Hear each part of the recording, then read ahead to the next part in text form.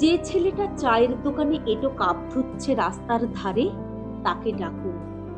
তার কানে কানে বলুন, সুজলাং সুফলাং মলয়জ শীতলাং। হ্যাঁ, বেশ সুন্দর করে বলুন। যে মেয়েটা চাকরির নাম করে বনগা কিংবা চাকদা থেকে রোজ সকালের ট্রেনে সেজে গুজে শহরে আসছে শরীর বেচে চাল ডাল নুন কিনতে, তাকে ডাকুন। তার কানে কানে সুরেলা কণ্ঠে বলুন, সার্থক জনম আমার, জন্মেছি এই দেশে। যে ছেলেটি লটারির টিকিট নিয়ে দরজায় দরজায় ঘুরছে আর বলছে, বিশ্বাস করুন আমি ভদ্রলোক, আজ 10 বছর হলো আমার কারখানা বন্ধ, লক আউট, তাকে ডাকুন। তার কানে কানে বলুন, বলো বলো বলো সবে, শত বিনা বেনু রবে, ভারত আবার জগৎ সভায় শ্রেষ্ঠ আসন লবে।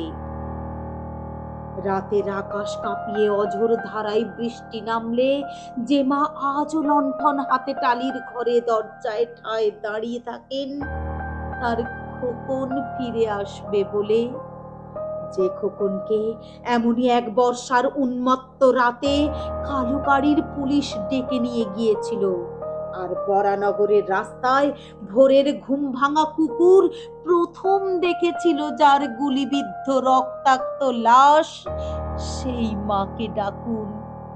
তার কানে বলুন, হাম বুলবুলি হ্যায় ইসকি, এ গুলসিতা হামারা, সারে জাহাঁ সে আচ্ছা হিন্দু সীতা হামারা।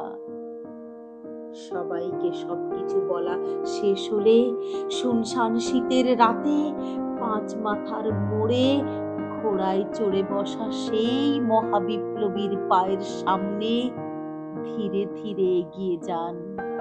ফাঁকা রাস্তায় রাতের বাতাসে কান পাতুন, শুনতে পাবেন সেই বিপ্লবী পুরুষের বজ্রকণ্ঠ, আমি তোমাদের কাছে রক্ত চেয়েছিলাম তোমাদের স্বাধীনতা এনে দেব বলে, আমি পারিনি, কিন্তু আমি আমার সমস্ত জীবন উৎসর্গ করেছি। আর তোমরা তোমরা